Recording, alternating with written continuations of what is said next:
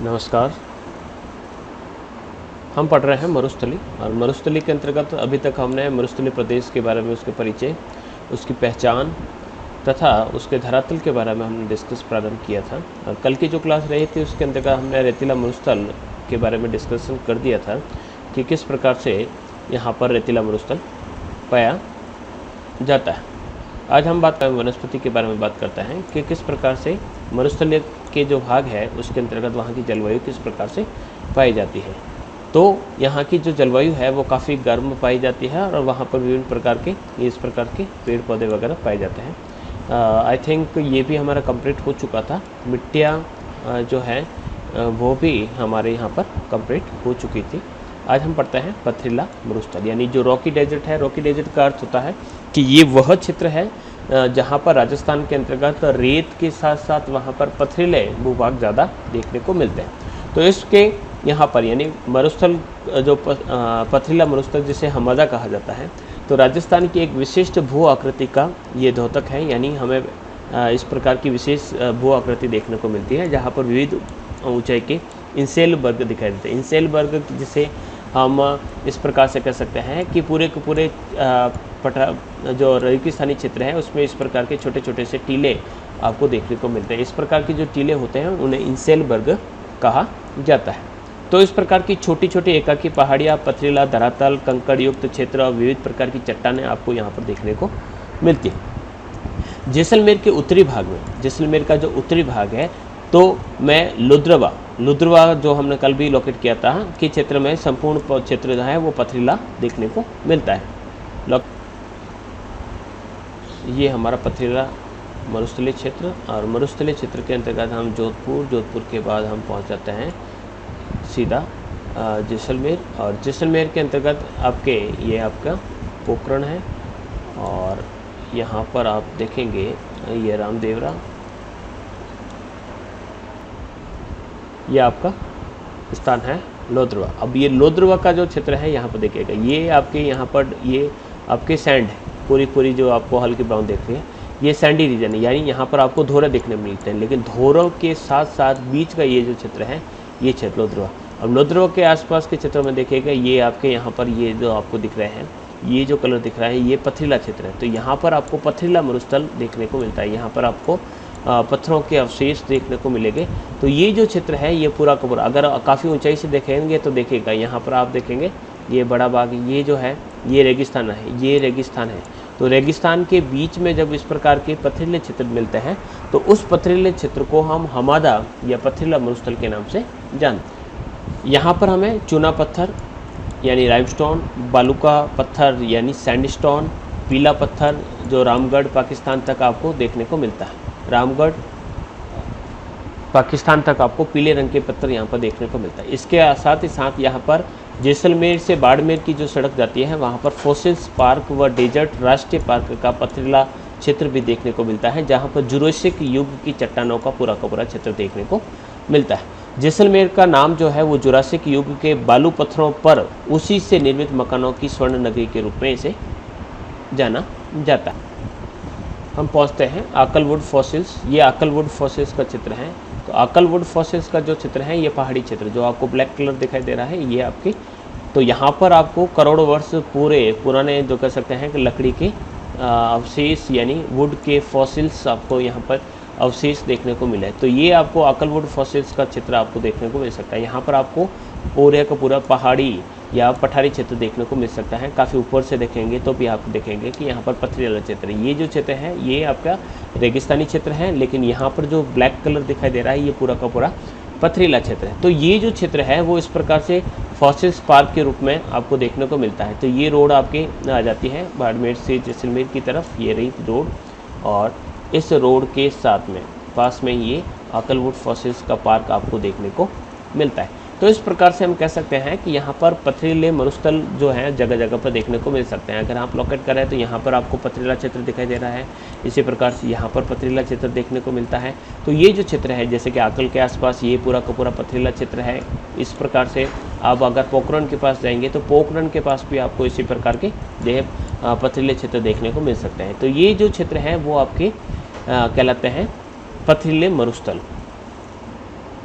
बीकानेर क्षेत्र के बीकानेर के चारों ओर पथरीला क्षेत्र पाया जाता है। विशेषतः उत्तरी भाग में बलुआ पत्थर की छोटी छोटी सी पहाड़ियाँ देखने को मिलती हैं, जिसके पत्थर से ही संपूर्ण बीकानेर के मकान, महलों, जूनागढ़, लालगढ़ और जैनियों के मंदिर इत्यादि भवनों का निर्माण हो। यहाँ पर बलुआ पत्थर जो पाया जाता है वो धरातल पर ही मिलता है, यानी काफ़ी गहराई तक आपको ये पत्थर नहीं मिलकर केवल और केवल धरातल पर ही मिल जाता है। कुछ बलुए पत्थर जो हैं वो गजनेर, कोलायत और के क्षेत्रों में भी देखने को मिलता है।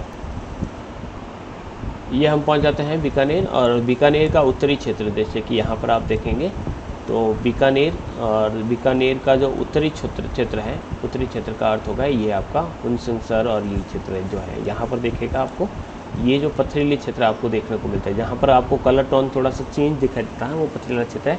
ये पूरा का पूरा रेगिस्तानी क्षेत्र है, लेकिन रेगिस्तानी क्षेत्रों के बीच में आपको यहाँ पर ये पथरीले क्षेत्र यहाँ पर देखने को मिलते हैं। तो ये जो पथरीले क्षेत्र हैं वो बीकानेर के अंतर्गत भी बीकानेर के उत्तरी भागों में पाए जाते। दूसरा, जिस प्रकार से हमने कोलायत का उदाहरण दिया था कि कोलायत जो है, तो कोलायत ये है, कोलायत में यह आपके कपिल सरोवर है, इसके आसपास के क्षेत्रों में आप देखेंगे ये जो है यहाँ पर पथरीले क्षेत्र देखने को मिलते हैं, यानी यहाँ पर आपको मरुस्थल का अभाव देखने को मिलेगा। और यहाँ पर देखिएगा ये पूरा का पूरा पथरीले क्षेत्र है, ये आपके कोटरी वगैरह जो कह सकते हैं कि बड़ी जो क्षेत्र है, ये पूरा का पूरा पथरीला क्षेत्र आपको यहाँ पर देखने को मिलता है। तो ये आपके इस प्रकार से मरुस्थलीय क्षेत्रों के अंतर्गत देखिएगा, यहाँ पर खदानें से पड़ी है, तो इस प्रकार के यहाँ पर आपको क्षेत्र देखने को मिलते हैं। इसी प्रकार से जोधपुर अपने बलुआ पत्थर यानी जो सैंडस्टोन है, जिसे हम छीने कहते हैं या खंडे कहते हैं, उसके लिए प्रसिद्ध है। यहाँ पर खंडे, पट्टियाँ व निर्माण सामग्री के कारण संपूर्ण राजस्थान में जोधपुर के खंडे यानी यहाँ पर जो कैरू है, बडली है, ये जो क्षेत्र है वहाँ पर इस प्रकार के पत्थर देखने को मिलते हैं। जोधपुर की जो फलोदी तहसील है वहाँ पर भी पथरीला मरुस्थल पाया जाता है। यहाँ पर इसका जो क्षेत्र है उसे बाप बॉर्डर के नाम से जाना जाता है। फलोदी के आस पड़ोस का जो क्षेत्र है वह पथरीला व तृतीय महाकल्प की बलुआ पत्थर की चट्टानों से परिपूर्ण है। यहाँ पर ईओसीन जुरासिक काल के बलुआ पत्थर पाए जाते हैं, यानी अगर हम जियोग्राफिकल टाइम स्केल के हिसाब से देखें तो काफ़ी पुराने समय के यहाँ पर पत्थर देखने को मिलते हैं। इसी प्रकार के बलुआ पत्थरों से जोधपुर का मेहरानगढ़ का दुर्ग बना हुआ है, जसवंत थड़ा हो, चाहे उम्मेद भवन हो, रायका बाग पैलेस हो, काजरी का नवीनतम भवन हो, ये सभी जो आसपास के जितने भी जो अच्छे जो सांस्कृतिक और प्रशासनिक केंद्र बने हुए हैं उन सभी में इस प्रकार के पत्थरों का प्रयोग किया जाता है। और लगभग आसपास के क्षेत्र में अगर हम देखें तो यहाँ पर सभी इसी प्रकार के सैंडस्टोन की पट्टियों का ही प्रयोग किया जाता है, यानी आज भी हम इस प्रकार की छीनें लगाकर हमारे मकान की छत को बंद करते हैं। इस क्षेत्र का जो धरातल है वो समुद्र तल से लगभग 150 से 300 मीटर ऊंचाई है, और यहाँ पर बालू का स्तूप से जोधपुर क्षेत्र में 20% से 40% क्षेत्र, जैसलमेर में आपकी 40 से 60% और बीकानेर में 60 से 80% क्षेत्र प्रभावित है।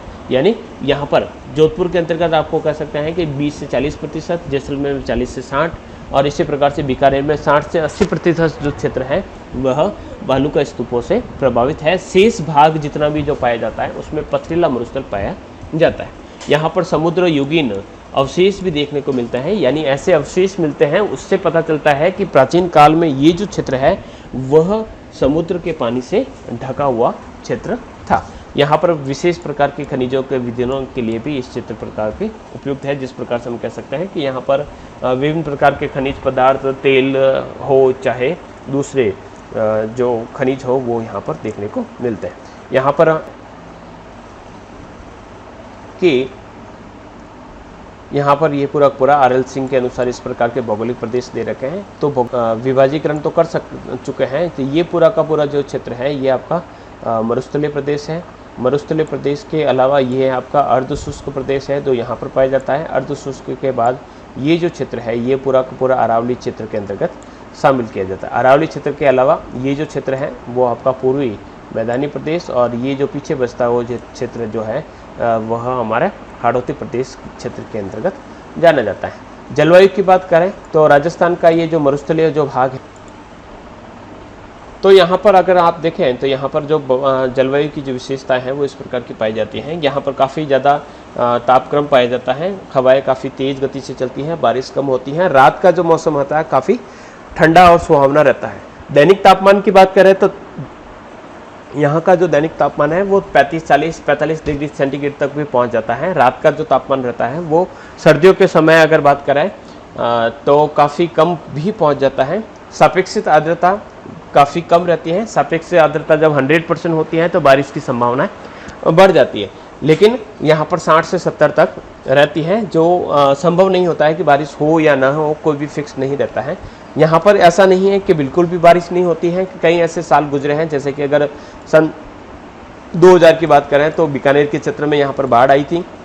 इसी प्रकार से 2006 में यहाँ पर बाड़मेर और जालौर के क्षेत्र में आपके बाढ़ आई थी, जिसमें कहा जाता है कि लगभग 6 से 1 साल तक वहाँ पर पानी भरा रहा था, क्योंकि इसके नीचे जिप्सम की परत होती है। इसके कारण यहाँ का जो पानी है वो सूख नहीं पाया और काफ़ी लंबे समय तक यहाँ पर पानी भरा रहा। तो इस प्रकार से हमने इस प्रकार से विभाजन किया था कि राजस्थान का जो क्षेत्र है उस राजस्थान के क्षेत्र में हम केवल मरुस्थली के बारे में बात कर रहे हैं, तो मरुस्थली को जो जैसे कि यहाँ पर मरुस्थली को जिस प्रकार RL सिंह ने A1 डिवाइड किया है, A1 और A1 यहाँ पर है, फिर A2 है एक यहाँ पर, ब ये है B1 B2 फिर S1। तो इस प्रकार से अलग अलग भागों में RL सिंह ने इस प्रकार से विभाजन किया है। तो में कभी भी नावों को भी चलाना पड़ेगा। तो सेना और नागरिकों जो प्रशासन है उन्होंने लोगों को यहाँ पर मदद पहुँचाई, और बाढ़ की स्थिति बन जाती है तो कहीं पर कहा जाता है कि यहाँ पर काफ़ी सूखा भी पड़ता है। तो ऐसी स्थिति में यहाँ पर दोनों ही स्थितियाँ पाई जाती हैं। यानी मरुस्थली की बात करें तो मरुस्थली के अंतर्गत ये दोनों ही चीज़ें, यानी सबसे ज़्यादा जो महत्वपूर्ण है वो है सूखा तो यहाँ पर हर साल रहता ही है, लेकिन बाढ़ की स्थिति भी कई बार बन जाती है। पश्चिमी भाग यहाँ के जो मरुस्थली के हैं वहाँ पर साल भर में कभी कभी ऐसा भी होता है कि बारिश की एक बूंद तक नहीं गिरती। तो इस प्रकार से कहा जा सकता है कि यहाँ के जो मरुस्थली का जो बीकानेर जिला है वहाँ पर 20 सेंटीमीटर, जोधपुर के अंतर्गत 35 सेंटीमीटर, बाड़मेर के अंतर्गत 150 सेंटीमीटर, जैसलमेर के अंतर्गत केवल 10 सेंटीमीटर तक बारिश होती है। 100 mm कह लीजिए या 10 सेंटीमीटर कह लीजिए, एक ही बात है। तो इस प्रकार से यहाँ पर बारिश कम होती है और वाष्पीकरण अधिक होता है। इसी कारण जो मरुस्थली का जो क्षेत्र होता है, कोपेन का अगर वर्गीकरण देखें तो कोपेन इसको BWHW के अंतर्गत रखता है। यानी ये जो ऐसा क्षेत्र है जहाँ पर साल भर 18 डिग्री सेंटीग्रेड से अधिक तापमान रहता है और बारिश से अधिक यहाँ पर वाष्पीकरण अधिक होता है। राजस्थान में 1995 और 99 के बीच जोधपुर तथा बीकानेर संभाग के मरुस्थलीय क्षेत्रों में वर्षा की काफ़ी जड़ी लगी थी। यानी कई बार ऐसा होता है कि काफ़ी ज़्यादा बारिश हो जाती है। बीकानेर जिले की बात करें तो यहाँ पर 5 से 3 साल में औसत जो वर्षा रहती है लगभग 24.6 सेंटीमीटर से भी अधिक देखने को मिलती है। यानी काफ़ी अधिक बारिश हो रही है वर्तमान समय में। चूरू में भी औसत वर्षा जो है वो काफ़ी बढ़िया देखने को मिलती है। सन 2000 जुलाई के अंतर्गत सूरतगढ़, लूणकरण, सर्ग जैसे जो क्षेत्र हैं वहाँ पर भी बाढ़ देखने को मिलती है। तो इस प्रकार से हम कह सकते हैं कि अभी वर्तमान समय में जो मरुस्थलीय क्षेत्र है वहाँ पर वर्षा की मात्रा बढ़ रही है। तो ये बढ़ रही है, इसके पीछे 2 कारण दिए जा सकते हैं। एक तो ये कारण दिया जा सकता है कि जिस प्रकार से जलवायु के अंतर्गत परिवर्तन आ रहा है, तो जलवायु परिवर्तन के कारण यहाँ पर वैश्विक विविधता यहाँ पर मौसम के अंतर्गत देखने को मिलती है। दूसरा ये भी कारण हो सकता है कि इंदिरा गांधी नहर और वृक्षारोपण के प्रति लोगों की जो जागरूकता उत्पन्न हुई है, तो इस प्रकार से धीरे धीरे यहाँ पर हरियाली का जो क्षेत्र विकसित हुआ है उसने भी वर्षा को यहाँ पर आकर्षित किया है। इस भाग की बात करें तो यहाँ पर वनस्पति 3% से भी कम भाग क्षेत्र पर पाई जाती है। यानी अगर कहा जाता है कि एक राज्य के वन नीतियाँ जो बनाई जाती है उसमें 33 यानी 1/3 क्षेत्र पर यहाँ पर वन आच्छादित क्षेत्र होना चाहिए, लेकिन यहाँ पर केवल 3% क्षेत्र से भी कम यहाँ पर वन आच्छादित क्षेत्र देखने को मिलता है। तो इसका सीधा हम श्रेय देते हैं बारिश को। बारिश न होना इसका एक प्रमुख कारण। वनस्पति की दृष्टि से ओरण दिखे जाता है। अब ओरण क्या है उसको थोड़ा सा समझ जाते हैं। ओरण ऐसे एक संरक्षित क्षेत्र है जो किसी देवता या किसी देव पुरुष के नाम पर संरक्षित किया गया एक वन क्षेत्र होता है। ये ऐसा क्षेत्र है जहाँ पर हम उस वन क्षेत्र को सुरक्षित कर लेते हैं कि ये जो क्षेत्र है वह किसी देवता विशेष के नाम पर रहेगा और यहाँ पर किसी प्रकार की लकड़ी को काटना, यहाँ घर ले जाना या जलाऊ लकड़ी के रूप में प्रयोग करना वर्जित रहेगा। तो इस प्रकार के देवताओं के ओरण, जिस प्रकार से मामा जी के ओरण या किसी खेतलत जी के ओरण, इस प्रकार के ओरण आपको देखने को मिल सकते हैं। तो धार्मिक स्थलों के समीप पेड़ यहाँ पर देखने को मिल सकता है, जैसे कि करणी माता का जो मंदिर के आसपास का क्षेत्र है, जोधपुर में चौपासनी मंदिर के आसपास का क्षेत्र, रामदेवरा, गोगा मेडी, देवी कुंड, शिवालय, गजनेर, कोलायत, जसनाथ जी की समाधि, इन सभी की ओरणों के आसपास को आपको वनस्पति बाहुल्य क्षेत्र देखने को मिल सकता है। तो इसके पीछे दो कारण हो सकते हैं। एक तो ये कारण हो सकता है कि ये वह संरक्षित क्षेत्र है जो देवताओं के नाम पर रख लिया गया है और यहाँ पर इसी प्रकार से किसी प्रकार की वनस्पति को काटा नहीं जाता है और साथ ही साथ यहाँ पर वृक्षारोपण के कार्य भी किए जाता है। जिस प्रकार से हम यहाँ पर जसनाथ जी की बात करते हैं तो कतरियासर का जो स्थान है वहाँ पर इसके अलावा जो विष्णुई समुदाय है वो भी इस प्रकार से जीव जंतु और वृक्षारोपण में काफ़ी रुचि लेता है। इसके अलावा जो स्थान पर कांटेदार झाड़ियाँ, बबूल, नागफनी, झरबेरी, कीकर, कल्पवृक्ष, खेजड़ी, कटीले गुच्छे वाली घास और कहीं कहीं पर आपको सेवन घास जो है आपको जैसलमेर के क्षेत्र में बहुतायत क्षेत्र रूप में देखने को मिलती हैं। गोडाउन का एक मुख्य सेवन के रूप में भी है तथा पौष्टिक घास के रूप में है जो काफ़ी कम पानी के अंतर्गत उत्पादित होती है। तो इस प्रकार के घास क्षेत्र भी आपको देखने को मिलते हैं।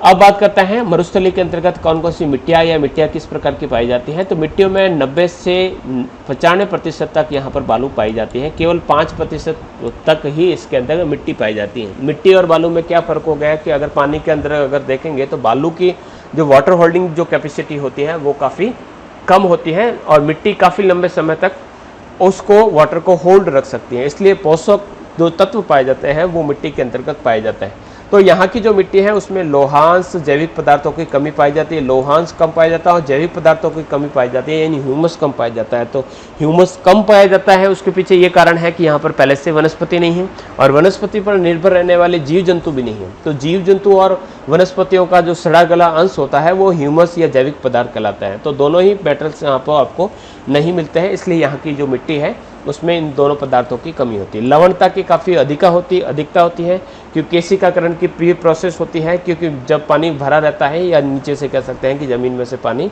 जो लवणीय पदार्थों का है उसको ऊपर लेके आ जाता है। इसलिए मात्र चिकनी मिट्टी युक्त कांपीय रोई क्षेत्रों में यहाँ पर कृषि कार्य हो जाता है। जो रोई क्षेत्र होते हैं वहाँ पर जहाँ पर पानी भरा रहता है और उसमें मिट्टी जो इकट्ठी होकर रह जाती है तो उस क्षेत्रों में यहाँ पर कृषि कार्य किया जाता है। अन्यथा पूरा जो क्षेत्र होता है वह वनस्पति एवं कृषि विहीन रहता है, यानी वहाँ पर न तो वनस्पति उगती है और न ही वहाँ पर किसी प्रकार का कृषि कार्य किया जाता है।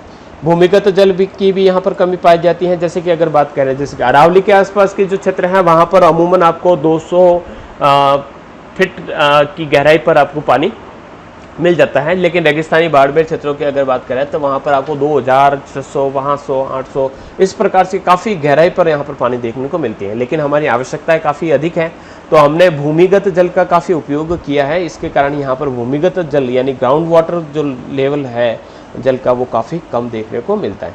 वर्तमान में जैसलमेर जिले के जो लाठी सीरीज को हमने पढ़ा था, ये आपके भूमिगत जल की पट्टी है जहाँ पर आपको पानी देखने को मिलता है। तो यहाँ की जो चट्टानें हैं वहाँ पर पानी के अकुत भंडार देखने को मिलते हैं। तो वहाँ यानी लाठी सीरीज का जो क्षेत्र है वहाँ पर आपको भूमिगत जल के भंडार देखने को मिलती है और उसी से वहाँ पर खेतीबाड़ी की जाती है। इसी रूप में आपने एक चंदन नलकूप को भी पढ़ा होगा जिसे थार का घड़ा कहा जाता है, तो वहाँ पर भी इस प्रकार के पानी के क्षेत्र देखने को मिलते हैं।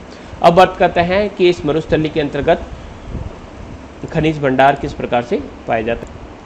खनिज भंडार की बात करें तो यहाँ पर बहुत सारे खनिज पाए जाते हैं। वैसे राजस्थान को खनिजों का अजायब घर भी कहा जाता है। लगभग 70-80 प्रकार के यहाँ पर खनिज देखने को मिलते हैं। लेकिन मरुस्थली की बात करें तो यहाँ पर जिप्सम के भंडार पाए जाते हैं जिसे सेलकड़ी कहा जाता है। जिप्सम भूमि की जो क्षमता है, उपजाऊ क्षमता, उसको बढ़ाने में काम करते। तो जामसर, लूणकरण कोलाई क्षेत्र है, सियासर, हरकासर, ये जो सर शब्द जो जुड़ा रहता है उसके पीछे कारण है जो पानी के जो केंद्र होते हैं उनको सर कहता है, यानी वो सभी क्षेत्र जहाँ पर पानी के थोड़े बहुत भंडार या तालाब वगैरह देखने को मिलते हैं उन सब के पीछे सर शब्द जुड़ा हो रहता है। तो यहाँ पर आप बीकानेर के आसपास के क्षेत्र में देखिएगा सब जगह पर आपको सर शब्द देखने को मिलेगा।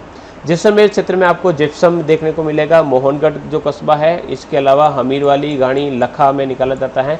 बाड़मेर के अंतर्गत भी जिप्सम निकाला जाता है और इसके अलावा जैसे कि यहाँ पर उत्तरलई और खुटानी क्षेत्रों में दिखाया जाता है। तेल के भंडारों की दृष्टि से देखें तो तनोट माता का जो मंदिर का जो क्षेत्र है वहाँ पर 30 किलोमीटर दूर डांडेवाला क्षेत्र में, डांडेवाला जो क्षेत्र है वहाँ पर आपको तेल प्राप्त होता है। इसके अलावा रामगढ़ क्षेत्र में, जैसलमेर का जो रामगढ़ क्षेत्र है वहाँ पर भी पेट्रोल के भंडार देखने को मिले हैं।